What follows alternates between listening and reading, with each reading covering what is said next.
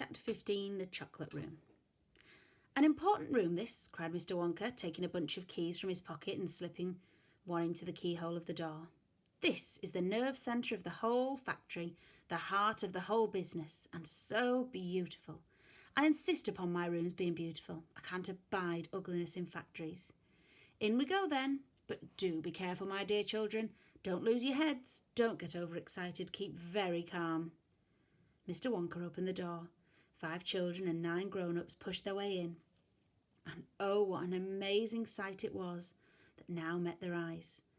They were looking down upon a lovely valley.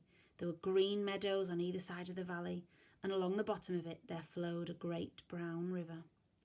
What's more, there was a tremendous waterfall halfway along the river, a steep cliff over which the water curled and rolled in a solid sheet, and then went crashing down into a boiling, churning whirlpool of froth and spray. Below the waterfall, and this was the most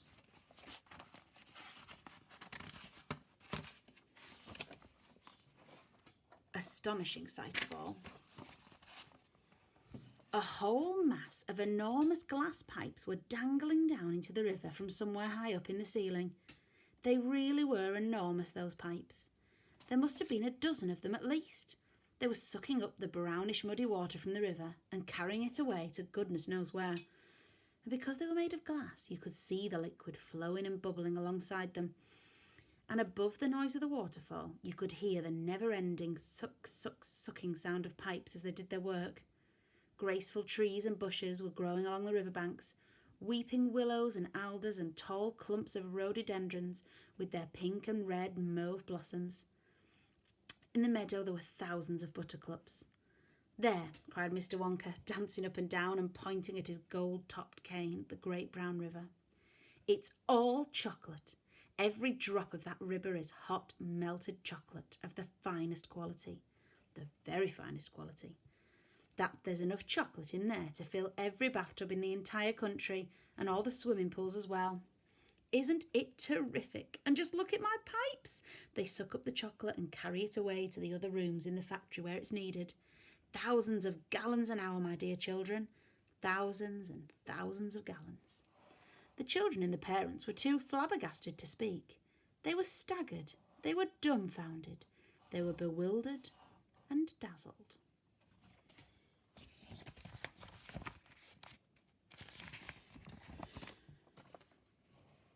They were completely bowled over by the hugeness of the whole thing. They simply stood and stared. The waterfall is most important, Mr. Wonka went on. It mixes the chocolate, it churns it up, it pounds it and beats it, it makes it light and frothy. No other factory in the world mixes its chocolate by waterfall, but it's the only way to do it properly. The only way. And do you like my trees? He cried, pointing with his stick. And my lovely bushes? Don't you think they look pretty? I told you I hated ugliness. And of course they are all eatable, all made of something different and delicious. And do you like my meadows? Do you like my grass, my buttercups? The grass you are standing on, my dear little ones, is made of a new kind of soft minty sugar that I've just invented. I call it swudge. Try a blade. Please do, it's delectable. Automatically, everybody bent down and picked one blade of grass. Everybody, that is, except Augustus Gloop, who took a big handful, and Violet Beauregard, before tasting her blade of grass, took the piece of world record-breaking chewing gum out of her mouth and stuck it carefully behind her ear. Isn't it wonderful, whispered Charlie. Hasn't it got a wonderful taste, Grandpa? I could eat the whole field, said Grandpa Joe, grinning with delight. I could go round on all fours like a cow and eat every blade of grass in the field. Try a buttercup, cried Mr. Wonka. They're even nicer. Suddenly the air was filled with the screams of excitement. The screams came from Veruca Salt. She was pointing frantically to the other side of the river. Look, over there, she screamed. What is it? He's moving. He's walking. It's a little person. It's a little man down there below the waterfall. Everybody stopped picking buttercups and stared across the river. She's right, Grandpa, cried Charlie. It is a little man. Can you see him? I see him, Charlie, said Grandpa Joe excitedly. And now everybody started shouting at once. There's 2 of them! My gosh, so there is! There's more than 2. There's 1, 2, 3, 4, 5.